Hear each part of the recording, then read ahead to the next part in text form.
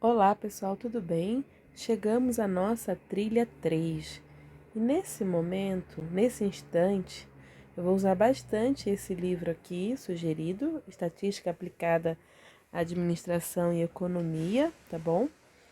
E nós vamos ver alguns conteúdos associados a variáveis aleatórias, discretas e contínuas, distribuições discretas de probabilidade, valor esperado e variância. Então, nesse primeiro instante, são esses conteúdos que nós veremos, tá bom? Bom, vamos lá. Variáveis aleatórias, o que seria? Na primeira aula nossa de estatística, eu falei um pouquinho sobre variáveis discretas, contínuas. Então, é o momento ideal para a gente relembrar aqui, tá certo? Bom, uma variável aleatória, ela é uma forma de descrever resultados onde a gente consegue utilizar valores numéricos, tá? Então, esse tipo de variável aleatória sempre, né, vai assumir valores numéricos, tá certo? Então, a gente poderia sintetizar falando que uma variável aleatória é uma descrição numérica do resultado de um experimento. Muito bem. Então, ela vai poder ser discreta ou contínua. Bom, a discreta é quando ela assume valores, tanto valores finitos de valores, tá certo? Como uma sequência infinita de valores. Então, 0, 1, 2, 3, 4 e ad eterno, tá? Ela resulta de uma contagem, lembra? Quando a gente definiu uma variável discreta, né? Resultante de uma contagem. Então, por exemplo, o número de carros que chegam durante o período de um dia a um posto de pedágio, tá certo? Então, pode chegar um carro, pode chegar dois, três, quatro, cinco, seis, enfim, né? Uma sequência aí de números inteiros. Então, o primeiro passo, a gente define essa variável aleatória como sendo x, o número de carros que chegam durante o período de um dia, beleza? Bom, o segundo passo é identificar os possíveis valores para essa variável x. Então, nesse caso, nesse exemplo, ela vem de uma sequência de números inteiros, 0, 1, 2, 3 e assim por diante. Então, nós dizemos que x é uma variável aleatória discreta que assume quaisquer um dos valores dessa sequência aqui infinita, tá certo? De números inteiros. Muito bem. Bom, continuando, eu também posso ter um experimento que eu não estou descrevendo ele num primeiro instante por valores numéricos. Então, por exemplo, qualidade de uma aula, ela pode ser ótima, boa, regular, ruim. Então, o primeiro passo, eu vou definir essa variável aleatória. Então, nós percebemos que nós não estamos com valores numéricos.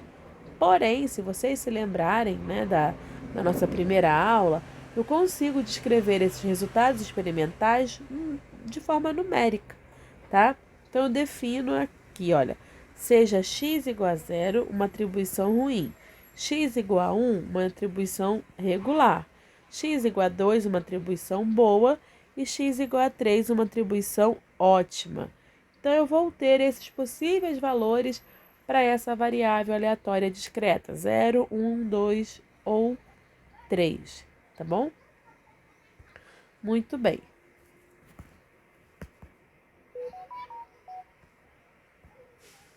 Agora,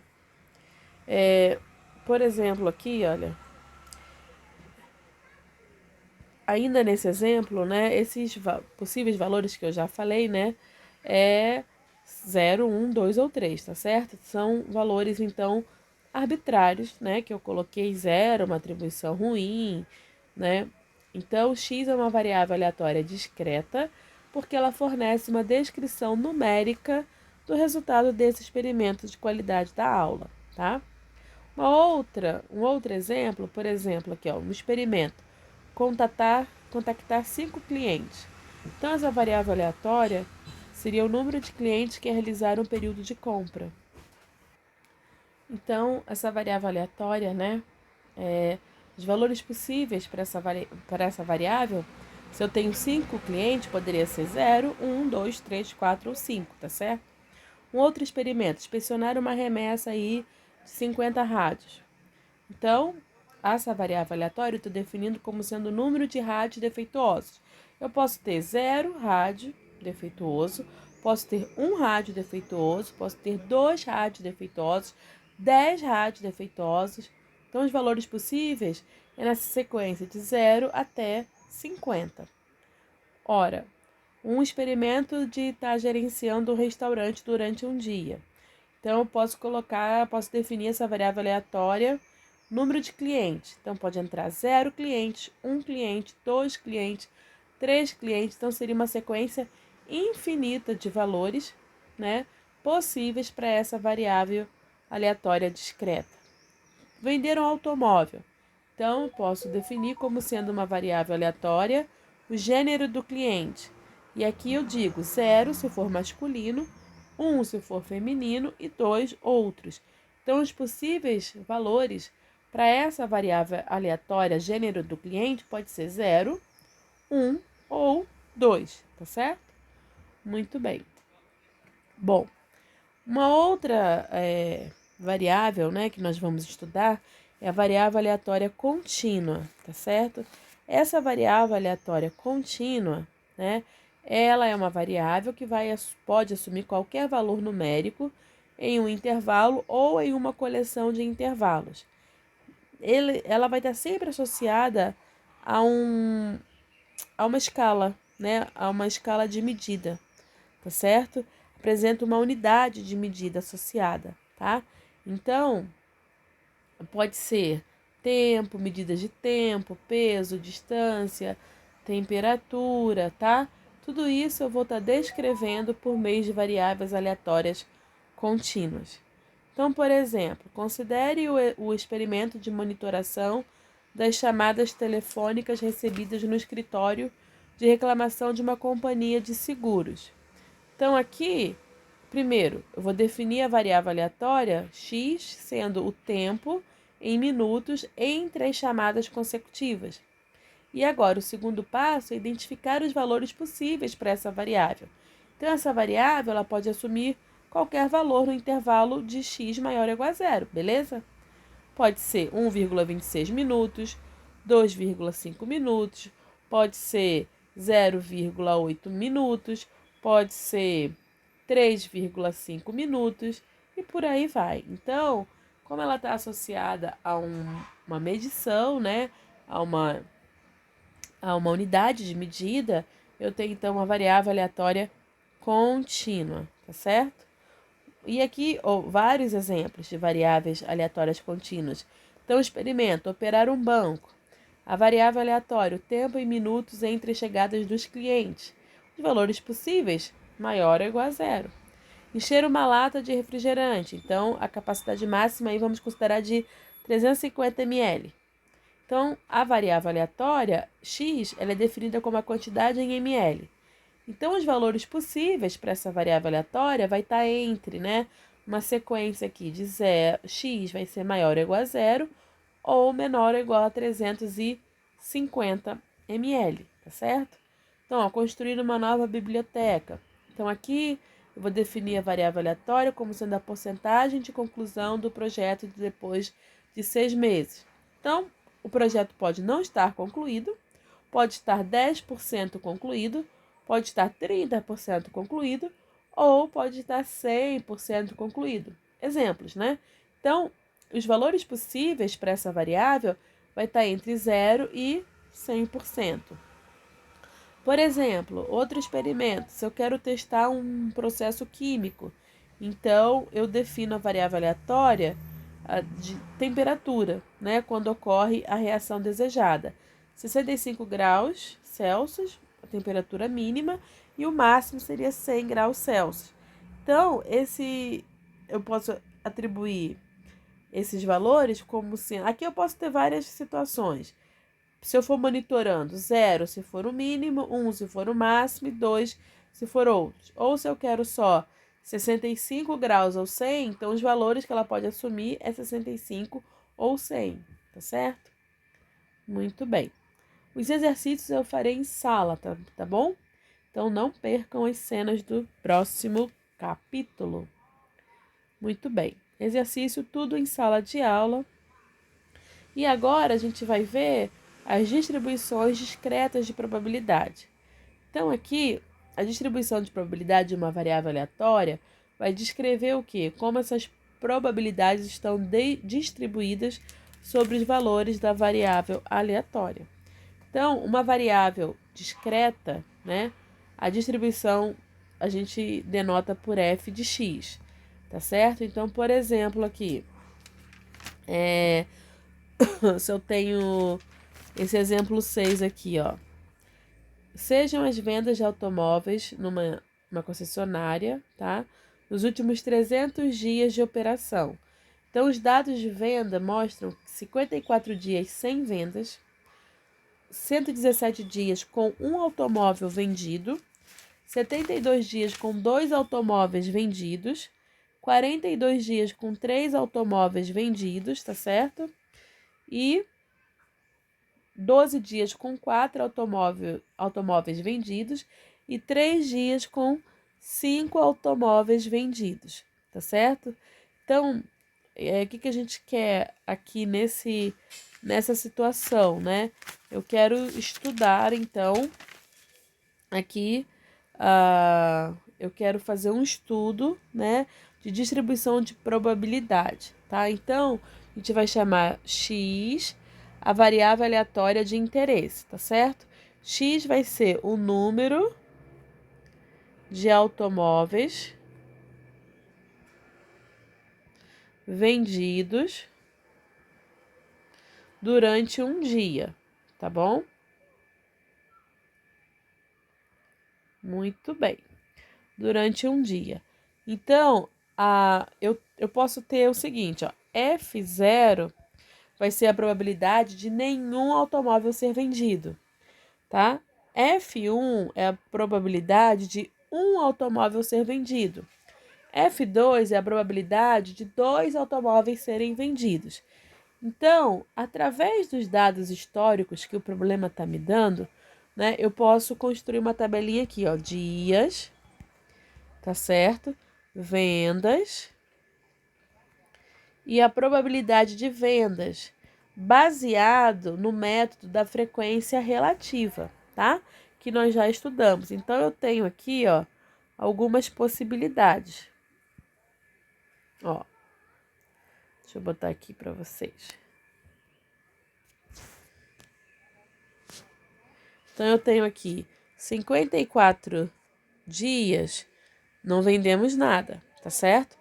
117 dias foi vendido um automóvel. 72 dias foram vendidos 2 automóveis. Em 42 dias foram vendidos 3 automóveis. Em 12 dias foram vendidos 4 automóveis. Em 3 dias foram vendidos 5 automóveis. Então, agora, usando lá a frequência relativa, então eu tenho um histórico de 300 dias, que o problema me diz, olha só. Deixa eu voltar aqui. Ó, seja as vendas de automóveis nessa concessionária nos últimos 300 dias. Então, essa é a minha base, tá certo? Então, aqui eu vou fazer a frequência relativa, 54 dividido por 300, 0,18. 117 dividido por 300, 72 dividido por 300. E eu vou fazendo para cada um, tá bom? 12 dividido por 300 e 3 dividido por 300. Então, olha só, estou construindo aqui a minha função de probabilidade.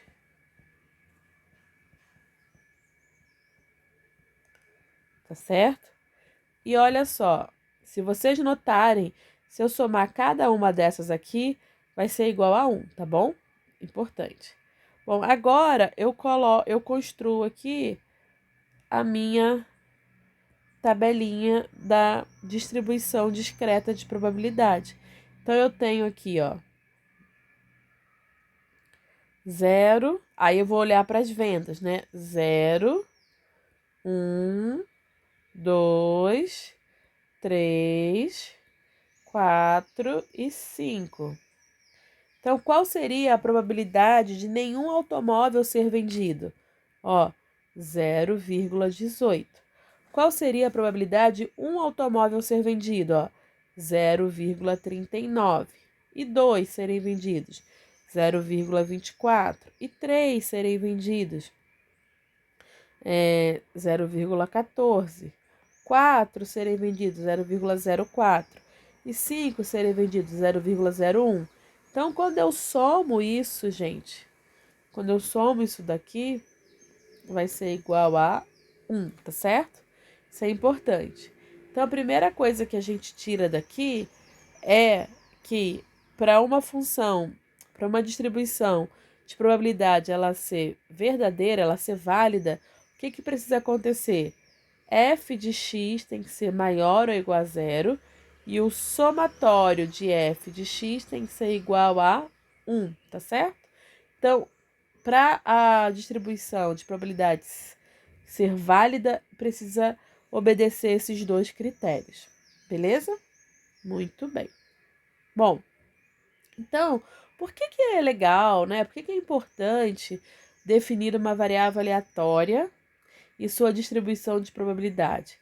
Então, olha só, uma vantagem aqui, né, que eu diria que é a principal vantagem, é que, uma vez definida a distribuição de probabilidade, fica relativamente fácil, né, determinar a probabilidade de uma série de eventos que podem ser de interesse, né, para o tomador de decisões. Então, por exemplo, nessa distribuição de probabilidades de vendas de carros, a gente percebe que o número mais provável de automóveis vendidos durante um dia é 1, tá certo? Que é 0,39, ó. Então, qual é número de carros, né? A venda de carros. Quantos carros que são mais prováveis, né, que se venda num dia? Um carro só, tá bom? Então, por esse estudo, eu consigo ter uma ideia, né, de possibilidades, né, de vendas de um carro, né, de vendas de carros, tá certo? Muito bem. Então, eu também posso representar essa distribuição de forma gráfica. Então, eu vou representar essa distribuição aqui, ó. Opa, deixa eu só voltar aqui. Então, eu vou construir o gráfico dessa distribuição, tá bom?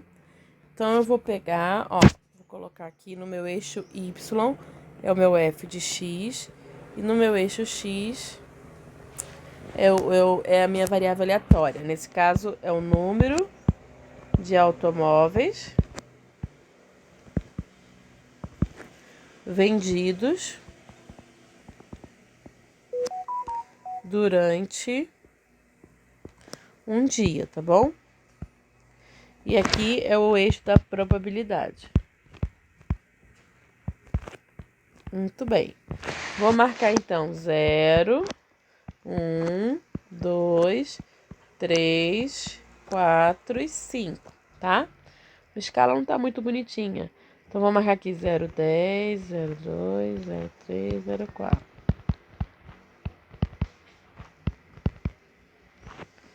Então, olha só. Então, eu vou olhar lá naquela tabela que eu construí lá atrás e vou marcar, ó. 0 carros é 0,18. Então, estaria mais ou menos aqui, tá certo? Um carro é 0,39. Então, posso colocar mais ou menos aqui. 2 carros, 0,24. Então, posso colocar mais ou menos aqui.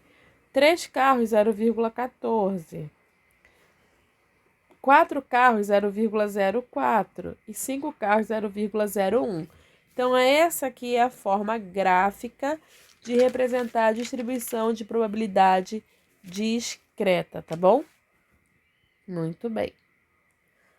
Então, aqui tá a tabelinha que eu fiz com vocês. As condições, né, para que a função de probabilidade seja válida, precisa obedecer, né, essas duas esses dois critérios que eu falei anteriormente. Esse é o gráfico, né, bonitinho aqui, feito lá no livro, tá bom? Bom, e agora, né, a gente vai ver distribuição da probabilidade uniforme e discreta. Seria a forma mais simples, tá certo? Esse aqui, ó, é o exemplo mais simples da distribuição discreta da probabilidade apresentado por meio de uma expressão matemática, tá? Então, esse n é o número de valores que a variável aleatória pode assumir. Então, por exemplo, aqui, lançar um dado. Então, o n, né, são 6 resultados. Então, para sair a face 1, 1/6. A face 2, 1/6. 3, 1/6, entendeu? Então, essa daqui seria a forma mais simplesinha, tá? Matematicamente falando, de escrever a função da probabilidade uniforme discreta, né? Uniforme porque é igualmente, né? O resultado é igualmente provável. Então, lançar uma moeda, cara ou coroa, então é 1/2, tá certo? O dado, né? Você tem 6 resultados possíveis. Então, para cada face, você tem a probabilidade de 1/6, tá bom? Muito bem. Bom, aqui um exemplo qualquer, né? Se eu tivesse 10 resultados possíveis, então 1, 10, né? E por aí vai, tá bom? Bom, a gente vai ver na próxima, ainda vai demorar um pouquinho, distribuição binomial e Poisson, tá? Mas por hora, né? Esse vídeo eu termino aqui e a gente vai dar continuidade nos exercícios em sala de aula, tá? E agora, o próximo vídeo eu vou falar de valor esperado, variância e desvio padrão, tá bom? Então, até o próximo vídeo.